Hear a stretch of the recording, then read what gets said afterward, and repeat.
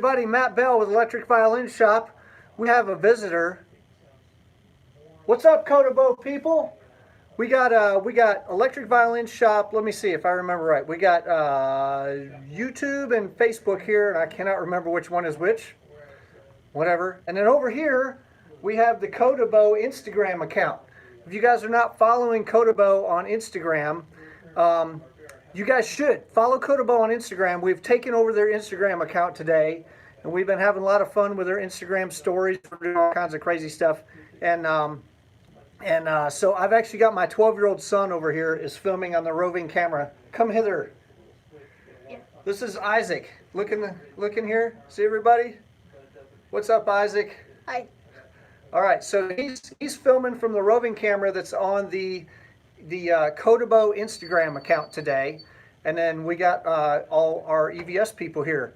Yeah. So I hope you go almost broke buying this stuff. But if you buy all this stuff, Jaron, you're gonna play better and you can make more money, and then you'll have more money and you can give us some of that money, and you know, see how that works out. He does look like me. It's really scary, right? We're kind of hoping he'd look like his mom, but he missed out on that. Anyway, so today we're talking about CodaBows. If you hadn't guessed by my shirt or by all the stuff that we're talking about, and so when we talk about CodaBow, I have to go full disclosure and tell you that I am a CodaBow ambassador, which tells you they really need to raise their standards. So no, I appreciate their support, but I will say that I became a CodaBow ambassador after I paid full price for a Joule bow and loved it so much. Of course, I play a Joule here usually in the shop, is usually what I just grab when I'm playing instruments. Fell in love with that bow. I had a couple of nice carbon fiber bows from a different manufacturer, and they're great bows, but I liked the Joule so much more that I bought one. Actually, correction, my wife bought it for me because she knew I wanted it real bad, and you should find you a wife like that if you don't have one. So I bought a Joule and paid Joule price for the bow, okay? And then I got talking to CodaBow later about how much I loved their bows, and they were looking for some ambassadors, and they were generous enough to sign me up. And now I also have a Marquise, this one right here. It's got my name on it. Just bragging a little. Instagram moved over here. He's got feet, so sometimes he moves. So I've got a Joule and a Marquise. And that's sort of my familiarity, personal familiarity with the CodaBow bows, and I've put many hours on my Joule. Not quite as many on the Marquise because they're sort of different tools for different things.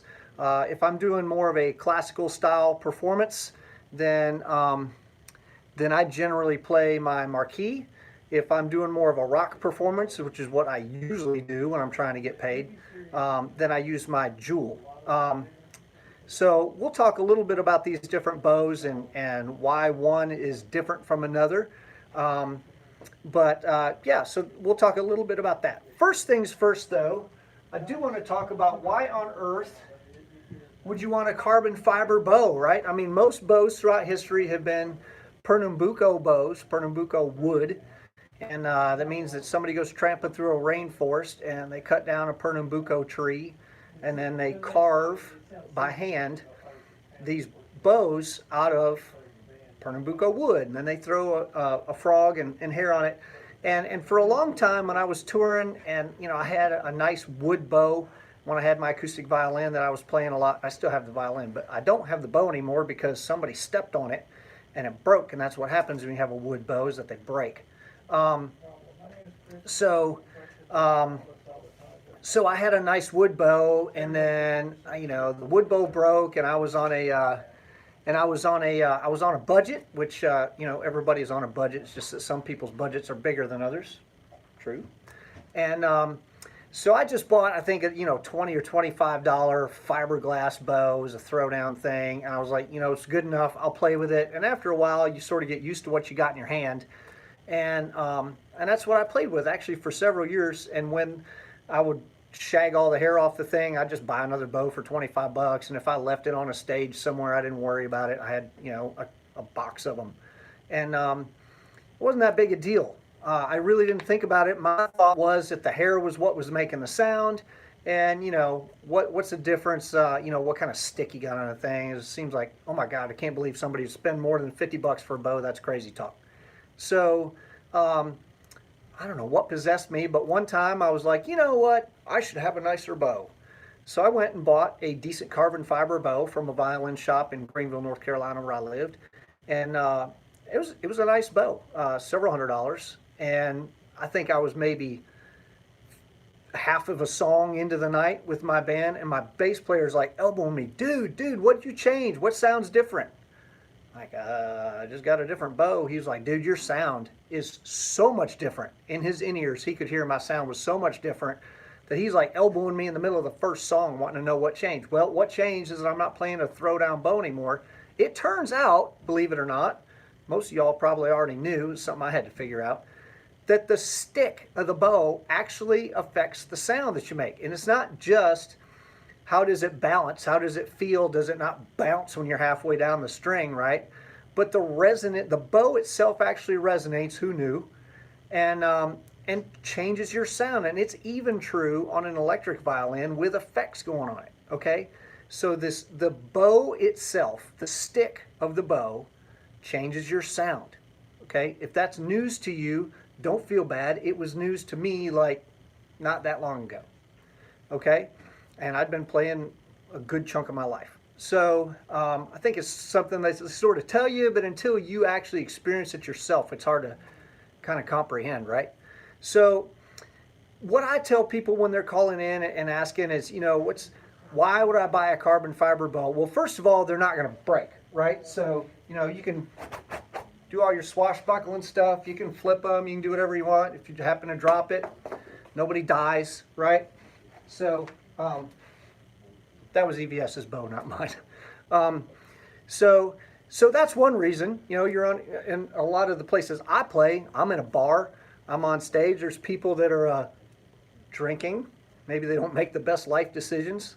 Probably not making a great life decision by coming to see me, but it's all right. I'll take their money.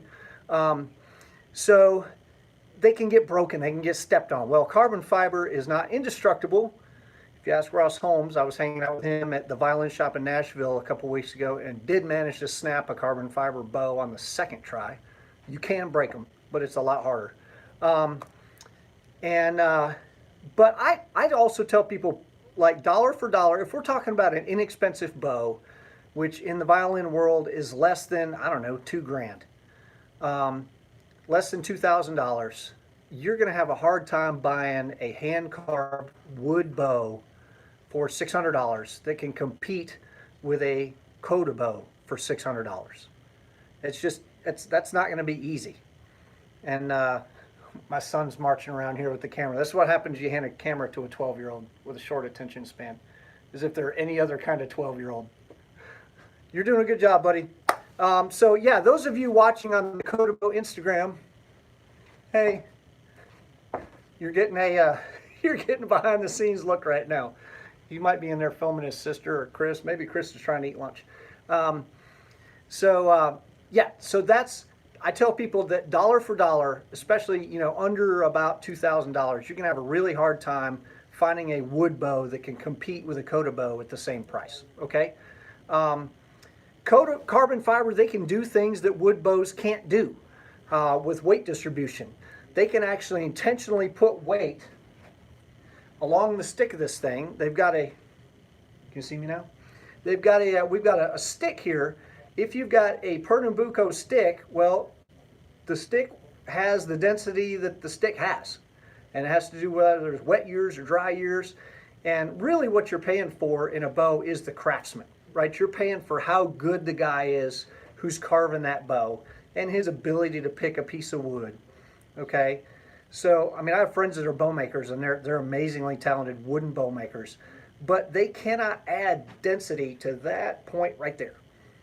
And they can't take away density from this point right here. I mean, they sort of can with the way they're carving, but it's much, much easier to really custom make a carbon fiber bow than it is a wood bow. And you talk about repeatability, one Joule bow is going to be nearly identical to another Joule bow, right? But if you go buy one from Tyler Anders at the violin shop, each bow he makes is going to be a little different. Now he's a beast, so he can make a bow do what you want it to do, but it's going to cost you a little more, right? So for the same price, I can get a Joule, and maybe I just buy 3 of these things because I like having spares. One Joule is going to be very, very, very, very much like another one. Okay, so repeatability, that they can do things with carbon fiber that you can't do with wood. These are less susceptible to heat and humidity. You know, say you're out playing a poolside gig and it's 104 degrees outside because you live in North Carolina, and it's like 311% humidity, and you know, your wooden bow is like, bro, no. Carbon fiber bow doesn't care. One drawback I would say with carbon fiber is because the carbon fiber itself does not care what the temperature and humidity is, but the hair does. This is still horsehair, like Icelandic pony horsehair. I don't know where they get this stuff from, the hind end of a horse, I guess, which is where we get a lot of other things too. But so this is actual horsehair.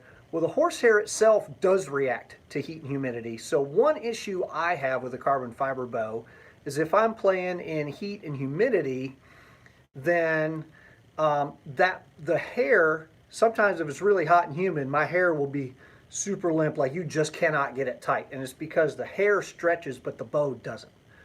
So what I do when I have my luthier, Mongolia, there you go. See, YouTube knows everything. I have my luthier just hair mine super tight. So even when mine's all the way loose, it's still got just a little bit of tension on it. Mine never goes like completely slack. Interestingly, the bow doesn't make any... Actually, the bow makes a huge difference on sound, believe it or not. So we had a question here, difference in feel between a $300 CF bow and a $600 CF bow. A lot.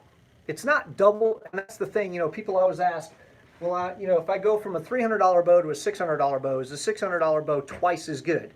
No, it's not twice as good. It may be 20% better. The question is, how bad do you need that 20%? It's called the law of diminishing returns, and it's so you guys work with that. Somebody's calling. Do not call. Go away. All right, that person had to go away. I think I accidentally hit the wrong button, and they may have just heard me say go away. But it was one of those unidentified numbers, so I probably just told off a salesman, and that makes me feel really good. Even though, wait, I sell stuff. Never mind. All right.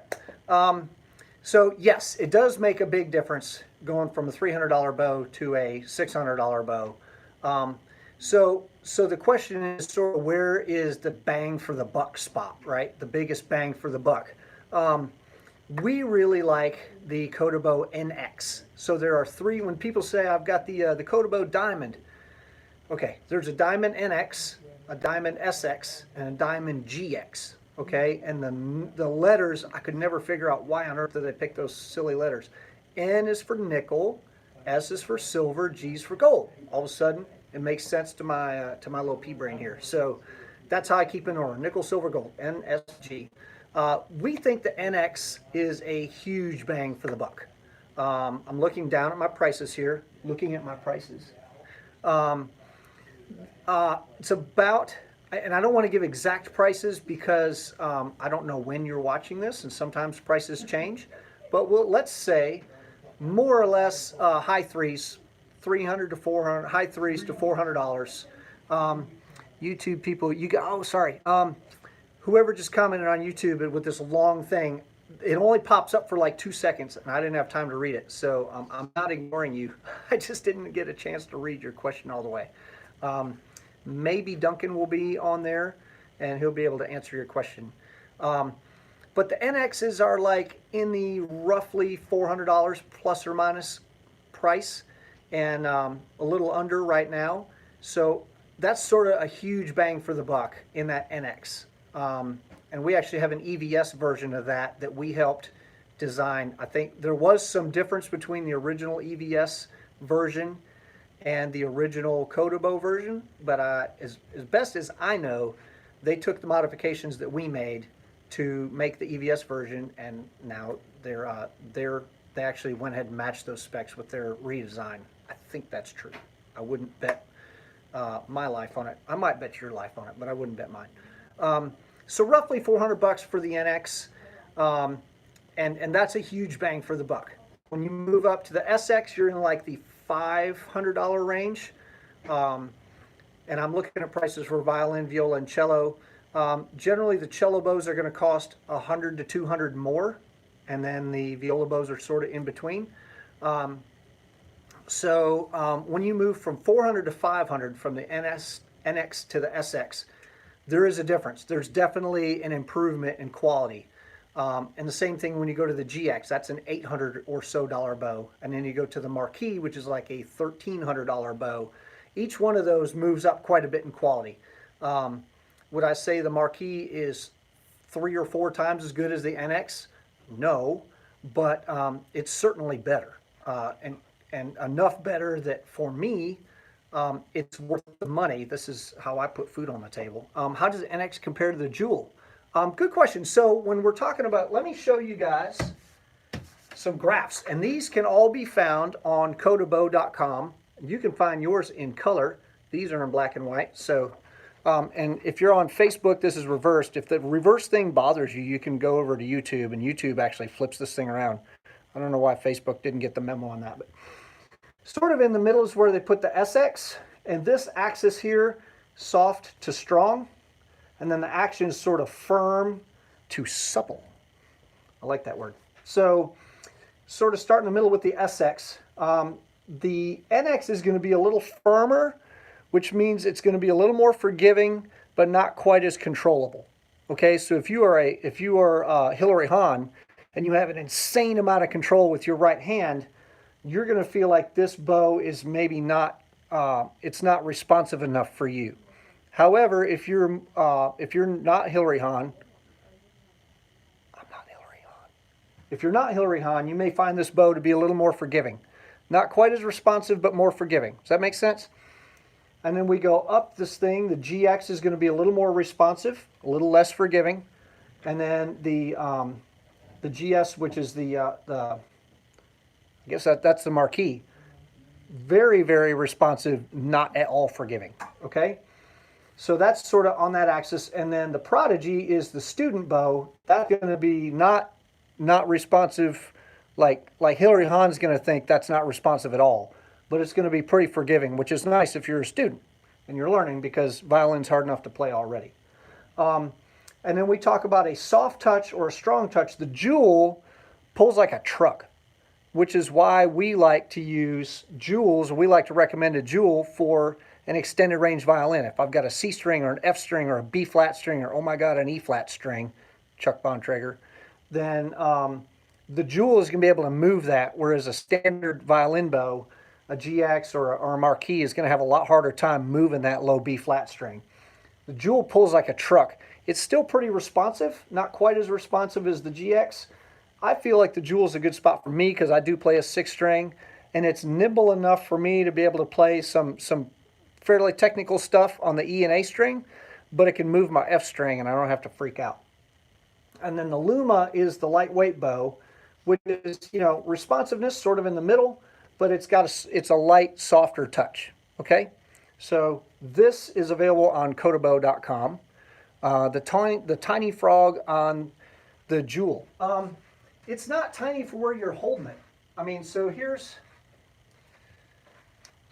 the Joule on the bottom and the non-Joule on the top. I don't remember which one I grabbed. But where you hold it, my hand doesn't touch back here. It only touches in here, and it feels more or less the same. It does. I think it's a little harder with my thumb when I'm chopping. I do find it slipping a little bit more, but not a whole lot. And, for me, it's the biggest thing on the Joule is that it pulls. It really pulls hard. Okay, so there's another graph I wanted to show you guys. I'm having fun here. Hope you guys are. Marquise and a GX coming for trial. And I lost your comment. YouTube needs to fix that. Let the comments disappear like how fast they think I can read. It's crazy. I'm not in school. I don't read that fast. So here is dynamic balance, which favors the frog or the tip. And this is not, there's a difference between dynamic balance and static balance. Static balance is when I hold the bow and I'm like, okay, where's the balance point? You know, all right, more or less here, okay? That's a static balance. A dynamic balance is where it feels like the weight is when you're playing, okay? So there's one that favors the tip and one that favors the frog, and then there's the heaviness and the lightness of the bow. And I weigh 200 pounds. I'm not worried about whether a bow weighs 60 grams or 58, but for some people that are maybe way more sensitive to weight than me, that matters, okay? I'm typically also not playing Paganini, so I don't need to have that much control over my bow. I need a bow that's going to hammer those strings. So favoring the tip versus favoring the frog, and then we've got light versus heavy, Prodigy all the way up to the Marquise, and then the Joule and the Luma here. So, you know, my Joule is a little tip. It's also on the heavy side, but it favors the tip, and my Marquise favors the frog a little more. Yes, I was handed a note. I've got a Marquise and a Diamond GX coming for trail. Is there anything specific I can do that would really showcase their differences? So those two, to me, it's sort of like, it's the difference between like almost top level Mercedes and then the very top level Mercedes. And so I feel like the Marquise is significantly, it is buttery smooth. And thank you, Chris, for printing that out and bringing it to me. I have people. Yeah, I know I was busting your chops. It's all cool because I never make a typo, thank God, ever. I feel like the Marquise itself is buttery smooth. And the GX is not quite as smooth. Maybe one of the issues, if I had an issue with the Marquise, that it's not quite bitey enough. I am a pretty bitey guy, if you hadn't figured that out. So, and I want my playing to match my personality, which maybe that's my problem. Yeah, there you go. Duncan's in here. I would say that you just got to sort of decide whether the GX, which maybe gives you a little more bite, it's worth sort of giving up a little bit of that butteriness. You know, that's my personal opinion. Again, I'm not a super picky guy on bows.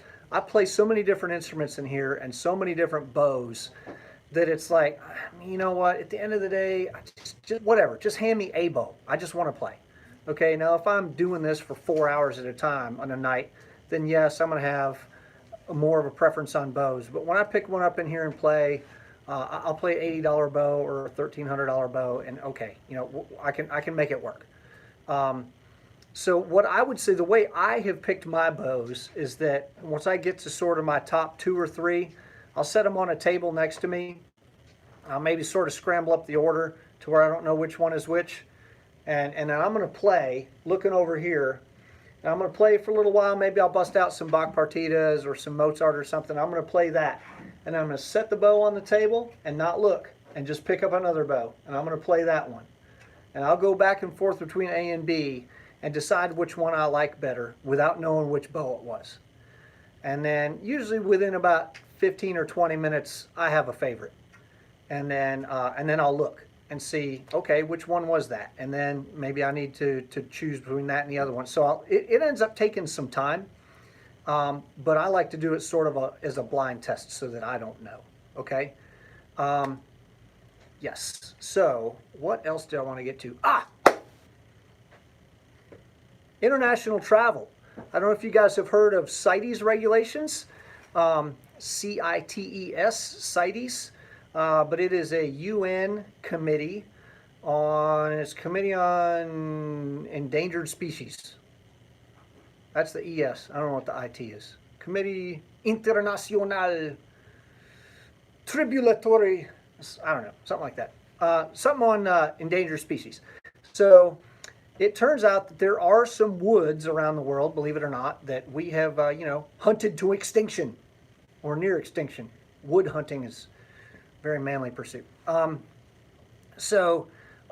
We have sort of harvested a number of woods, a little too much, if you believe that.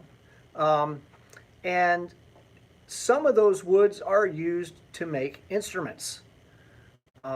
So occasionally, how to do bluegrass fill-ins. Bluegrass, you don't ask me about bluegrass. There are some fantastic bluegrass players out there that you definitely want. Who's Convention International Trade in Endangered Species? Look at there. Like I said, YouTube knows everything. Yeah, you don't want to ask me about bluegrass, dude. I can fake it, but I'm not going to fool anybody who actually lives in the mountains. I'm from Detroit, hence the rock thing. So anyway, yeah, Mike Cleveland's probably the guy to hit up on bluegrass. You may not want to copy his bow hold, although he is a CodaBow artist. Mike Cleveland holds the bow like this and manages to play better than 99.9% of people who hold it like this. So I don't know, go figure that out. He ham-fists that thing, and he is an insane fiddle player. Like, there are documentaries made about this guy. So yeah, check out Mike Cleveland if you want to learn about bluegrass, because that guy is a hoss. And the other guy I would look to would be Ross Holmes. He's an insanely good bluegrass player, and of course there are hundreds of others. Daryl Anger. Yeah. Don't ask Matt Bell about bluegrass. Yeah. So anyway, where was I? Yes, CITES. So if you are traveling internationally, it's relatively rare, but it happens occasionally that you will get to an international airport, you fly into Dusseldorf, and they go, hey, we want to know what's in that case. And you go, well, it's my fiddle. And they go, made out of wood, eh? That could be a problem for you. And they have confiscated instruments, they have confiscated bows. Relatively rare, but if you got a $10,000 bow, you may not want to roll that die. If you have a carbon fiber bow, not a big deal. Yeah, thank you. So that's just another thing to think about if you're doing international travel. Obviously, they don't have to tramp through rainforests to cut down carbon fiber trees. So if environmental concerns are on your list of things to think about, that's another thing to think about. Talked about how they're much more indestructible. I'm sort of flipping through my list here. Yes. There was a, we get this question all the time. Do you need a special bow to play an electric violin? Negatory. You do not need a special bow to play an electric violin. You can use any old thing you want. If you're smart, use a CodaBow. But what I would say, just from a practical standpoint, is you should have roughly the same number of bows that you have instruments, and actually go on the plus side on bows. If you got 5 instruments, you should have at least 5 bows, maybe 8. It's a good number. And here's why. So say I'm practicing one of my violins at home, so say I'm practicing one of my violins at home, and I get done, and I hang it on the wall or put it in the case, whatever, and then I get a call, hey man, we need you to come play.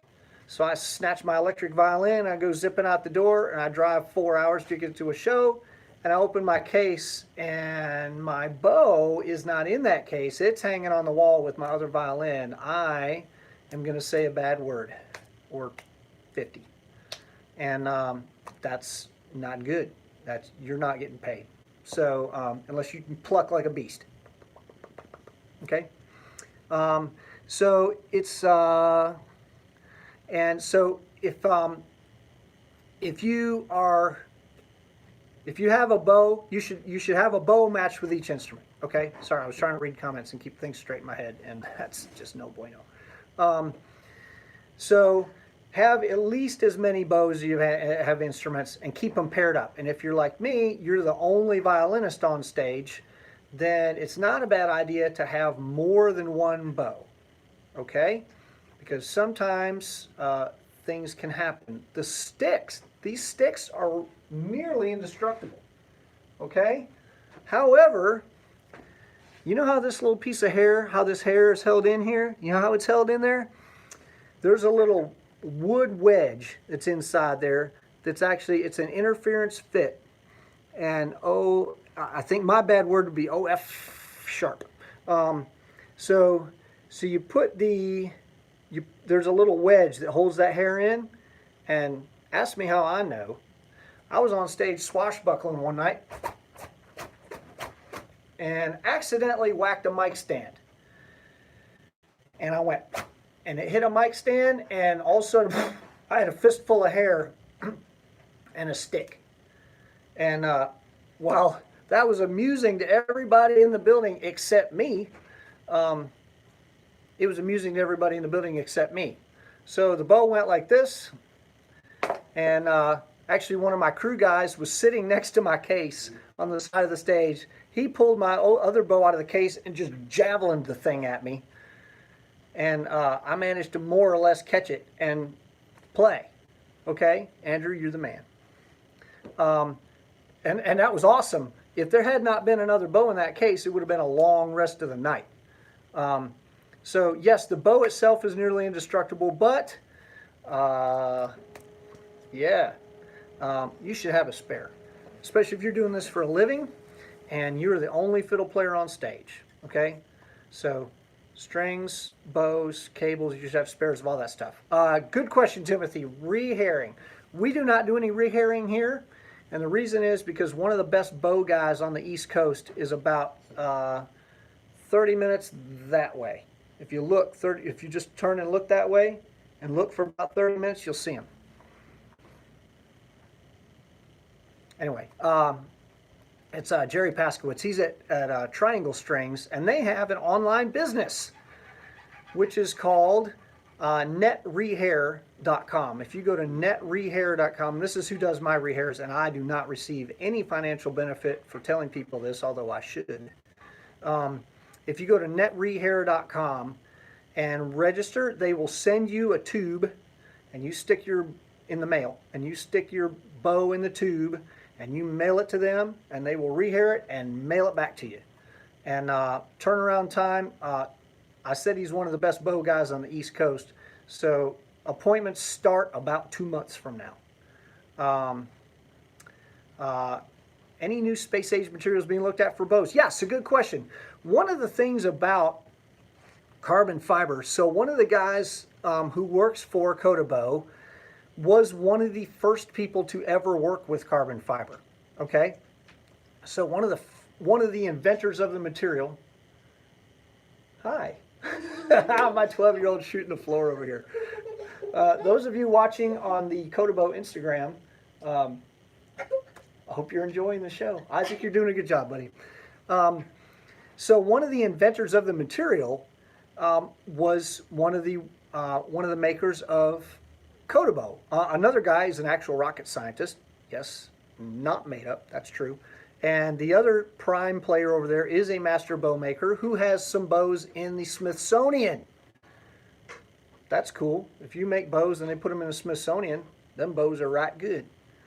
So yeah, so those are the guys that are the CodaBow guys. These aren't just like cats that are like working on their Corvette in the backyard under the shade tree and like, hey, we should make a bow out of this stuff. Could happen. So anyway, one of the reasons that he decided, hey, I should use this thing for a violin bow is he had made a part out of this carbon fiber, and it's true because I read it on the internet. He had made a part out of this carbon fiber, and when he dropped it, because it happens, sometimes you drop stuff, and it breaks. But he dropped it, and it made a really kind of strange sound. He's like, it has a really resonant sound, this thing that I dropped. Eureka! I don't know whether it happened right there, but he did notice that it had a very resonant sound, the carbon fiber itself did. So one of the reasons that they decided to use carbon fiber for bows is because of that property of carbon fiber, which, like I said, the stick itself actually resonates and does actually affect your tone. Okay? It's probably not something you would hear so much over a cell phone, but let's play. Let's do that. I'm going to grab a violin, and I'm going to grab the Luma bow. This is a lightweight bow. My goodness, this thing is like, I hardly ever play a Luma because I really don't care what things weigh. My goodness, this thing really is light. So I'm going to play this, and this is one of the ones that really has a pretty soft touch. And then I'm going to play the Joule, and maybe you guys will hear the difference there, and maybe you won't.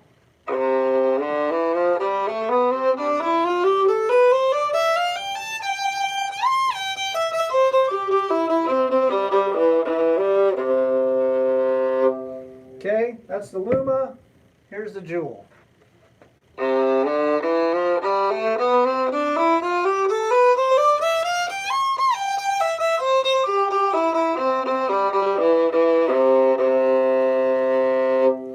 I can definitely hear the difference under my ear. I can feel the difference in my hand. I don't know whether you guys are hearing it on the phone or not, because we got a couple of iPhone microphones between you and me and iPhone speakers between you and me. And so, yeah, I don't know how much that comes across, but yeah, there's definitely a difference under my ear between those two.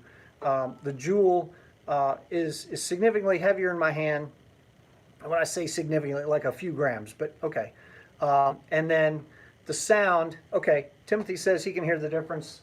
And then let's go with the, we'll play some of these NX. We'll start with the NX. This is sort of the bang for the buck bows, like the $400 bow.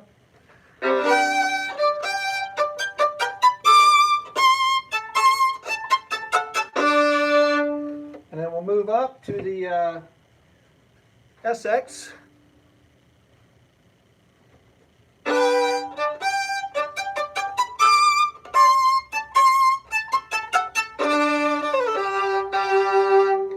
And then we'll go to the GX. This is fun. You guys should do this at home.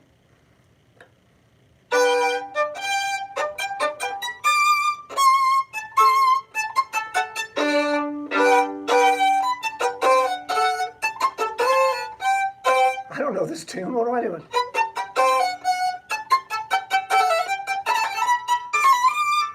All the classical people are like, "You're doing it wrong. Stop!" Sorry.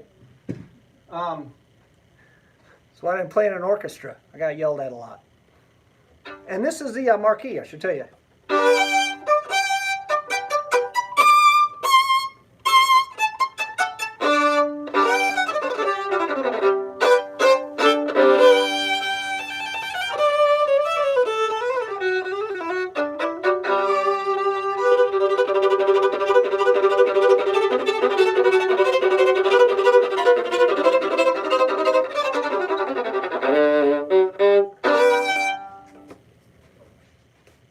So, I don't know if you guys can hear the big differences there or not. I can definitely hear them in my underneath my ear. Jaron has a question. I'm going to click the button and see if it says see more. Okay, if I have an extended range, do I recommend a Joule or a viola bow? Oh yeah, Joule all day long. And let me tell you why. A viola bow is it pulls like a truck too, but like it pulls like a truck. And if you're a violinist, it pulls like a truck, but it drives like a truck. And if you're a violinist, you want one that pulls like a truck but drives like a Corvette.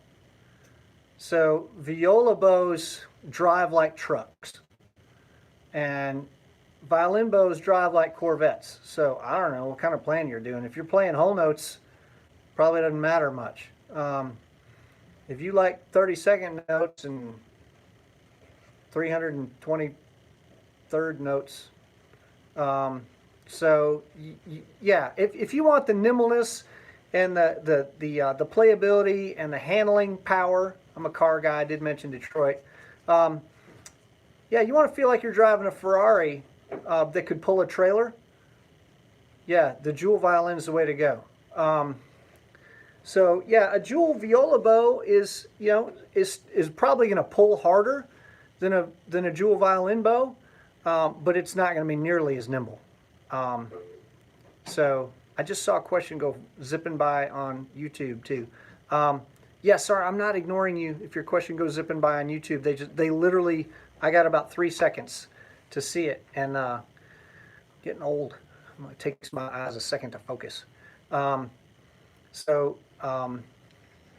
if you want me to answer that question, if you really want me to answer that question, you can either throw it in again or you can dump it in the Facebook side, and I'll try to get to it afterwards. YouTube doesn't allow me to answer questions on that forum after the video ends, which is another possible improvement for YouTube. But have I ever tried a viola? Yeah, violas are too stinking big, man. Can't play those things. I mean, I'm tall. I'm over 6 feet tall. I got long monkey arms. But a viola, man, it's too big. I spent like my entire life playing a violin. A viola, it's too big. Okay, Duncan's in there answering. Duncan, you got my back again, man. Appreciate it. I should probably buy you a Bud Light or something the next time I see you. So yes, the Joule handles like a vet with a tow package. Yes, that's exactly right. What other stuff do I have to do for you guys? I may throw up some more, let's see, buy him a CodaBow. Yeah, I don't like him that much. Yeah, I think that's just about all the stuff I really wanted to talk about.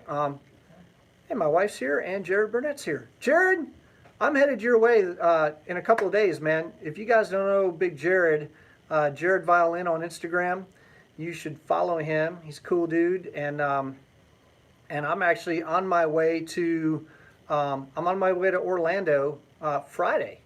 So let's get together and eat some of that $600 worth of chicken you got, man. So yeah, and then my wife is here. She bought me a bow. That was nice of her. She bought me a CodaBow. It was really nice of her. I should keep her. So yeah, play some of these violins. I have not tuned up any of these violins behind me, and I'm not set to do that today. I played the Golden Tasman. That was fun. So yeah, so that's what's going on. Listen, visit CodaBow.com if you want to learn more information about their bows. If you want to see color versions of these charts. We took over CodaBow's Instagram account today. Did I mention that? What's up, CodaBow's Instagram account? If you follow them, it's at CodaBow on Instagram.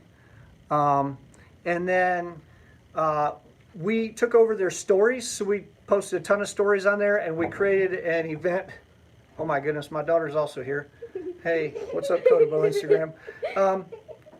So we posted a bunch of stories and then archived them. So if you go to the CodaBow Instagram, above their feed but below their little header, see those little circles?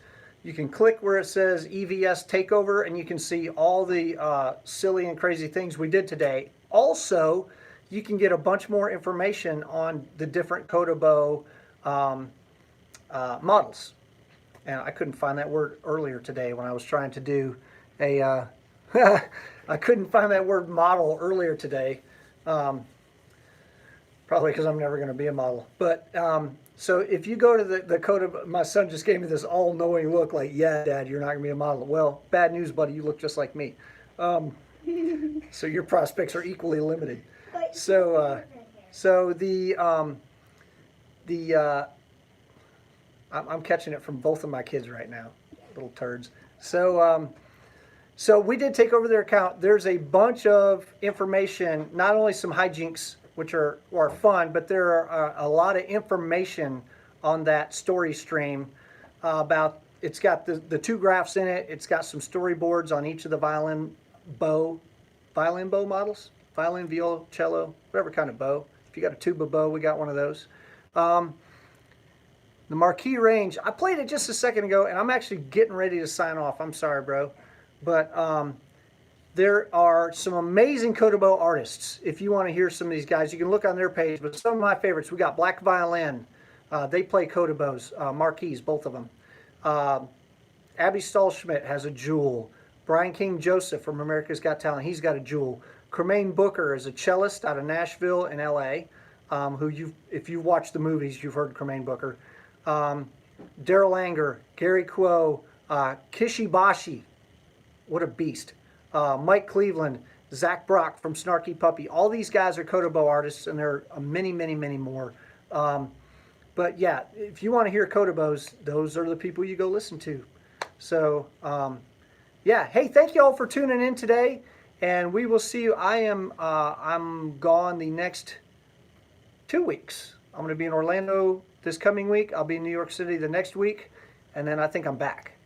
Oh, you know what? Information for you guys. We've got some more iSolo microphones in stock now. I'm probably going to do a live stream on those when I get back. iSolo are the little wireless mics that stick on the violin, and when you go like that, they make amazing sounds. So iSolo, we've got some of those in stock. We've been out of stock for a little while. I'm going to do a live stream on those. If you guys have ideas on topics you would like to hear me do a live stream on, I do one of these a week, and you know, that's what, 15 or so a year? It's a lot. I'm always looking for ideas. If you have a topic you would like to hear me do a live stream on, if you want to educate me enough that I can do a live stream on a topic, that'd be great. I am not performing in Orlando. I'm going to be on vacation. And I'll have a violin because I always have a violin, but I don't know, maybe Jared will book me on something, who knows. I'm not playing in New York City. I'm going to be mixing down about 8 tunes that hopefully are going to be on a Matt Bell rock album very soonly. So shameless plug there. How about that? So yeah, family vacation. Yeah, my wife's excited. Family vacation in Orlando next week, and eating some of Jared's chicken, and then going to New York City to mix down some tunes. We're gonna rock some stuff out. All right, so I will see you guys in a couple weeks. I won't see you. You'll see me. You'll see me in a couple weeks, unless you want to swing by the shop, and then I can see you, and that's awesome. Come swing by the shop. This is a fun place to hang out. All right. Thank you guys. We'll see you in a couple weeks.